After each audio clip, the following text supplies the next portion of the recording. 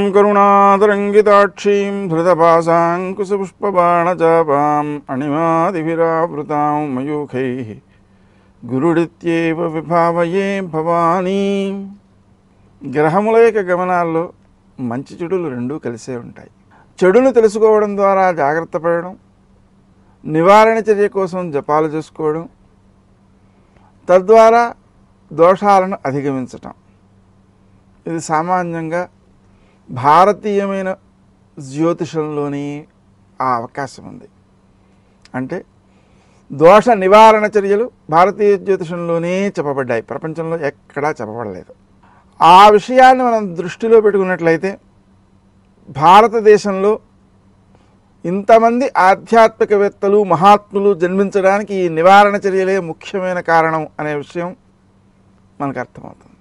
ఆయా దోషములను నివారించుకోవడం ద్వారా అనుకూల ఫలితాలను సాధించినటువంటి వ్యక్తులు తమ అనుభవాలను కింద కామెంట్లలో రాస్తే చూచే వాళ్లకు ప్రోత్సాహకరంగా ఉంటుంది. కొత్త వాళ్ళు కూడా ఆయా జపాలు చేసుకోవడం ద్వారా సత్ఫలితాలను పొందే అవకాశాలు పెరుగుతాయి.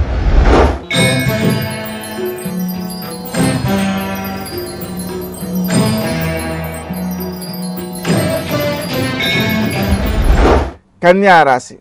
ఈ రాశివారు తాము ఆచరించే కార్యక్రమాలలో విజయాలు సాధిస్తారు. ఈ విజయం సాధించడం విషయంలో ఎక్కువ శ్రమకు లోను కావచ్చు, అయినప్పటికీ అది భవిష్యత్తులో మేలు చేసేదవుతుంది. ప్రయాణాల సందర్భంగా అనవసరం ఖర్చులు అధికంగా అయ్యే అవకాశం ఉంది. అంతేకాదు సొమ్ము నష్టపోయే అవకాశం కూడా ఉన్న దృష్ట్యా దాన్ని భద్రపరుచుకోవాల్సిన అవసరం ఉంది. స్వయంగా డబ్బు తీసుకెళ్ళకపోవడమే మంచిది కూడా. వాహనాల విషయంలో కొంత అజాగ్రత్తలు ఎదురయ్యే అవకాశం ఉంది. ఆ కారణంగా ప్రయాణ సమయంలో స్వయంగా వాహనాన్ని నడపకపోవడము, దానితో పాటు గౌతమ నామాన్ని జపించుకోవడము ఎక్కువ శ్రేయస్కరంగా ఉంటుంది. విద్యార్థులు విద్యా విషయంలో బద్ధకించే అవకాశం ఉంది. ఆ బద్ధకాన్ని విడనాడి శ్రీ హయగ్రీవాయ నమః అనే మంత్రాన్ని అధికంగా జపించుకోవడం ద్వారా విద్యలో నైపుణ్యాలను సంపాదించడంతో పాటు మీ విద్య ఇతరులకు మేలు చేసేదిగా, సమాజానికి ఉపకరించేదిగా తయారవుతుంది. శత్రువులను మీరు జయించగలుగుతారు. అయితే మీ ప్రయత్నం ఏమీ లేకుండానే వాళ్ళు ఓడిపోయే పరిస్థితి అన్నమాట. కాబట్టి మీరు దాన్ని స్వయం ప్రజ్ఞగా భావించకుండా వారిలో ఉండేటువంటి దైవాన్ని ప్రార్థిస్తూ వారికి మానసికమైనటువంటి చికాకు కలగకుండా మీరు దైవాన్ని ప్రార్థించటం మేలు చేస్తుంది. స్నేహ సంబంధాలు మీకు ఉత్తమమైన ఫలితాలను అందజేస్తాయి, గౌరవాన్ని కూడా తీసుకొస్తాయి. అంటే ఆ వ్యక్తితో నాకు పరిచయం ఉంది అని చెప్పుకోవడం ద్వారా కూడా గౌరవాన్ని పెంపొందించుకోగలుగుతారు. ఆరోగ్య విషయంలో కొన్ని ఇబ్బందులు ఉన్న దృష్ట్యా మీరు తప్పనిసరిగా ఆరోగ్య రక్షణ నిమిత్తమై క్రీం అచ్యుతానంత గోవింద అనే నామాన్ని జపించుకోవాల్సిన అవసరం ఉంటుంది.